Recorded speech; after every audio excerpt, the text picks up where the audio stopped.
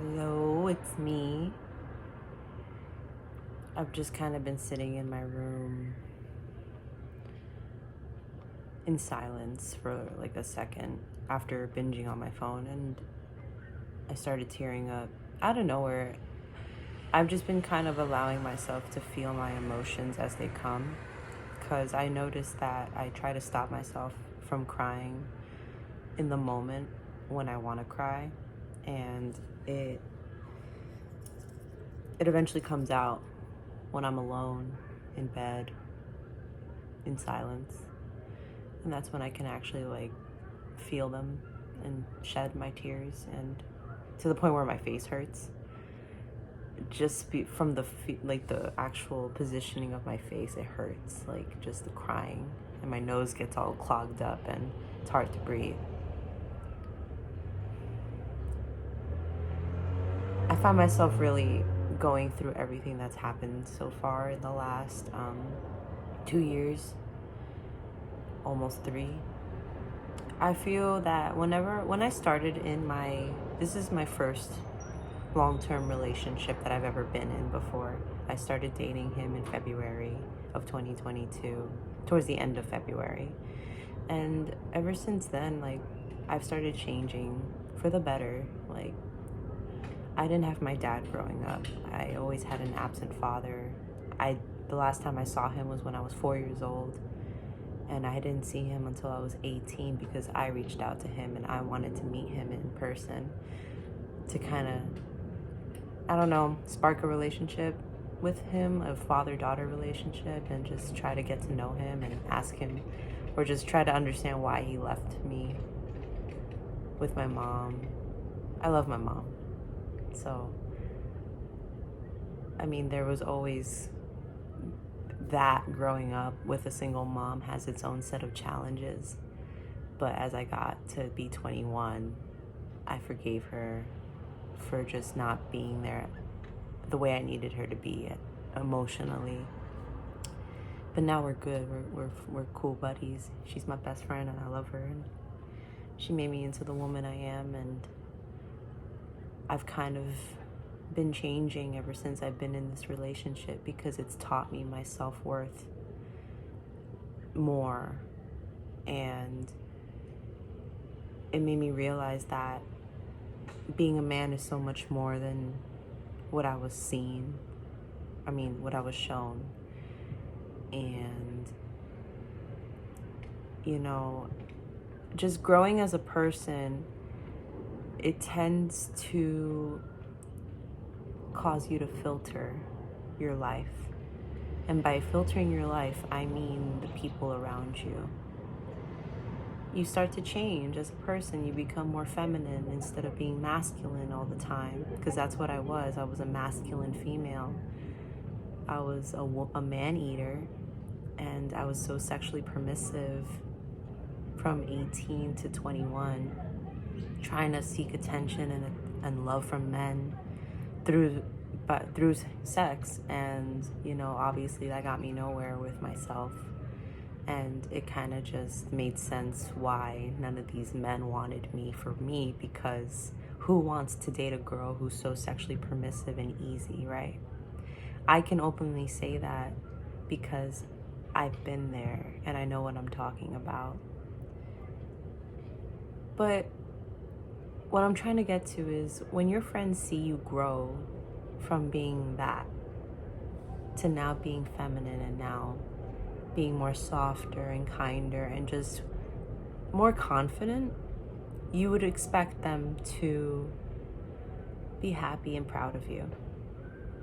However, from personal experience, I've experienced the opposite from a childhood best friend of mine, that in the moment, we weren't best friends anymore. We took a 2-year hiatus almost, because she did something that I didn't like, and we stopped talking and we never spoke about it until fast forward 2 years, where she was going through something. I reached out and I invited her back into my life, apologetically free.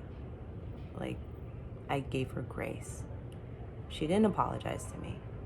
is what I meant to say. But I let her in my life anyway, because that's just the type of person I am, naive and always wanting to believe in the best from people and expecting the best from them people. And that's what gets me into a lot of trouble a lot, because having expectations of people being the best versions of themselves is kind of a shortcut to being disappointed and heartbroken. I just find myself thinking about my father, how he chose recently to not be part of my life because he couldn't have the hard conversations about him abandoning me and him not being there for me, and just discussing the traumas that occurred because he wasn't in my life.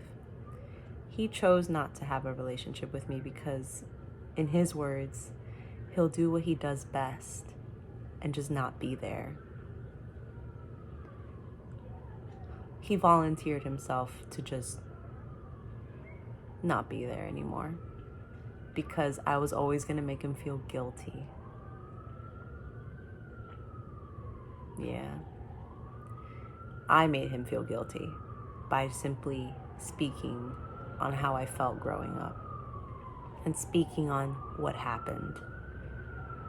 And he couldn't deal with it. And then I think about my ex-best friend and how instead of being happy for me, instead of cheering me on, instead of just being a friend, I felt like she was just using me because she needed me in that moment. And when push comes to shove, she just couldn't do the same for me.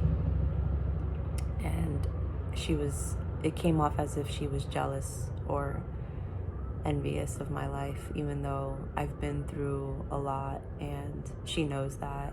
And me being in a happy relationship and her just not being in one, and then her seeing and telling me like all these different mean things about myself, or I don't know.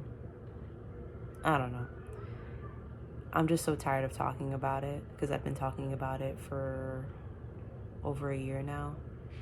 It takes me a while to process betrayal and disappointment. Disappointment's always been like a hard emotion for me to process for a long time. And like everything comes at night when I'm alone and just really just thinking about all the hurt I felt, but also being grateful for those experiences, because I know that those experiences are just gonna make me stronger and more wise. And I wouldn't be who I am today without those experiences. And I'm not a bad person. At least I don't think I am. I'm just very passionate about my feelings and my prerogative. And I'm very strong-willed as a person. And I just want people to do the best for themselves. And I always will push them to be the better versions of themselves. And that can always come off as being judgmental. And I understand. And I can totally be judgmental because I just want the best for them. And obviously my delivery isn't the best. My communication skills are still in a work in progress. And I can always work on my delivery. But it feels like such a heavy burden wanting to heal people, even though they don't want to be healed themselves, or they don't think there's a problem, or they don't think that they need healing in the first place. And then they see you as this bad person. But I know there's people out there that know what I'm talking about and what it's like to be on my side, just wanting the best for people and being completely upset and disappointed when they don't want the best for themselves. But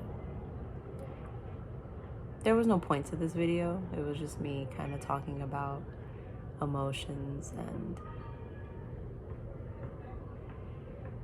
life.